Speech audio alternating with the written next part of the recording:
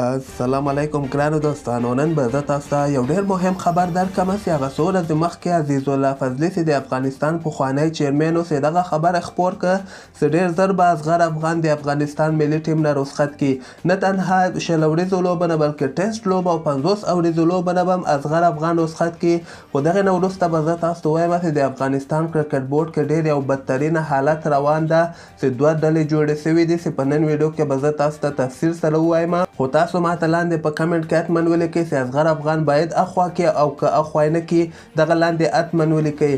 نو راځم زه تاسو ته وایم چې هغه څو ورځې مخکې چې کله عزیز الله فضلي دغه خبر خپور کړ چې ډېر ژر به اصغر افغان یعنې له ملي ټیم کیپټنسي نه به رخصت کړي. اول خو به زه تاسو ته وایم چې دوی افغانستان کرکټ بورډ دغسې پلان لري، یعنې دوی لرو چې دغه اصغر به موږ د افغانستان ملي ټیم کیپټنسي نه رخصت کړو، ځکه دغلته که موږ وګورو په بورډ کې یا د افغانستان په کرکټ کې حتی د افغانستان په ملي ټیم کې هم څو ډلې جوړې شوي دي.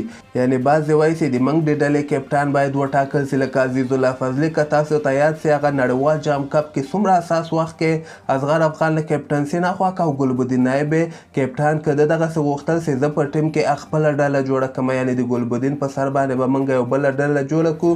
او دغسې اوس ډېر زیات خلک یعنې عزیز الله فضلي په شمول باندې بورډ کې ډېر زیات کارمندان هم دي.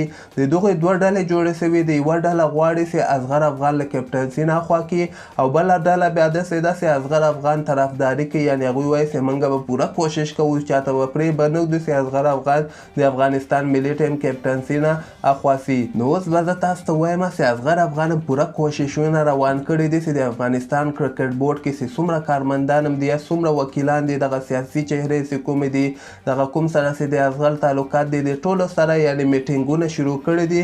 او دی وایي چې یعنې زه به پوره کوشش وکړم چې د افغانستان کپټنسي یعنې د ملي ټیم کپټنسي تر کال 2023 ورلډ کپ چې کوم ده هغه پورې ترسره کړم. ځکه دغلته یو خبره دغسې هم راځي چې ما دغه راتلونکي 2 سیریزونه مې تاسو ته سر په سر وګټلې. 20 ورځې لوبې مې وګټلې، 50 ورځې لوبې مې وګټلې. بیا تاسو ما په کوم حساب باندې یعنې له کپټنسي نه خوا کوئ.